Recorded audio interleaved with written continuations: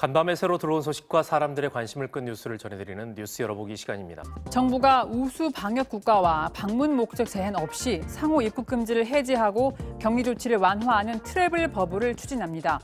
구체적인 후보 국가는 정해지지 않았지만 싱가포르나 태국같이 코로나19 사태가 진정된 나라가 거론되고 있다는데요.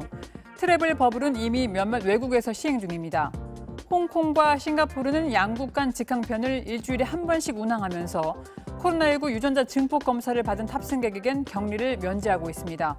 정부는 외국인을 대상으로 하는 무착륙 관광 비행도 시행해서 국내 공항 면세구역으로 한정해 관광과 쇼핑을 허용할 계획이라고 합니다. 다음은 경향신문입니다. 과거 텔레그램에서 주로 거래되던 성착취 동영상이 개인용 음성 채팅 메신저인 디스코드를 통해 여전히 성행하고 있다고 합니다.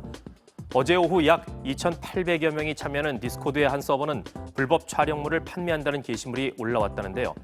판매 목록에는 아동과 청소년을 대상으로 한 불법 촬영물로 추정되는 항목도 있었다고 합니다. 뿐만 아니라 텔레그램 박사방에서 유통되던 성착취물을 판매한다고 홍보하는 서버도 있었다는데요. 경찰 관계자는 서버가 해외에 있는 디스코드를 통한 범죄도 반드시 검거된다면서 앞으로 디지털 성범죄에 대한 위장 잠입 수사가 법제화되는 만큼 강력하게 대응할 것이라고 말했습니다. 중앙일보 살펴봅니다. 한국 사회의 치열한 경쟁 문화와 빈부격차가 결혼과 출산에 대한 청년들의 의지를 꺾고 있다고 합니다. 전문가들은 입시와 취업 같은 치열한 경쟁 환경을 경험해온 90년대생들이 평균 출산 연령인 30대에 들어서면서 저출산 경향이 뚜렷해질 것이라고 경고한다는데요. 설상가상 코로나19 사태로 20, 30대의 고용 환경이 더욱 나빠지면서 출산보다는 생존이란 말까지 나오고 있다고 합니다.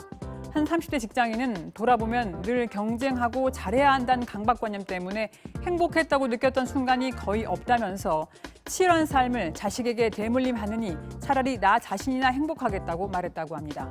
다음은 동아일보입니다. 국내 이커머스 시장의 선두를 다투는 쿠팡과 네이버의 물류 전쟁이 뜨거워졌습니다. 빠르고 안정적인 배송이라는 지향점은 같지만 쿠팡은 직접, 네이버는 여러 물류 기업과의 제휴 방식으로 서비스를 제공하고 있는데요. 쿠팡은 지난해 7월부터 오픈마켓 판매자가 원하는 대로 가격을 책정하고 입고 물량을 정할 수 있는 로켓 제휴 서비스를 시작했고, 네이버는 CJ 대한통운 같은 물류 동맹군을 통해서 스마트 스토어에 입점한 판매자에게 가장 적합한 물류 서비스를 제공할 계획이라고 합니다. 유통업계에서는 한국판 아마존이 되기 위한 경쟁이 본격적으로 시작됐다는 분석이 나오고 있습니다. 끝으로 뉴시스입니다. 중국과 남아프리카 공화국에서 가짜 코로나19 백신을 대량으로 유통하려던 조직이 국제형사경찰기구 인터폴에 적발됐습니다. 인터폴은 중국에서 가짜 코로나19 백신을 판매하는 조직을 적발해서 가짜 백신 3천여 개를 압수했고, 남아공의 한 창고에서는 2,400회 분량의 가짜 백신을 발견했다고 밝혔는데요.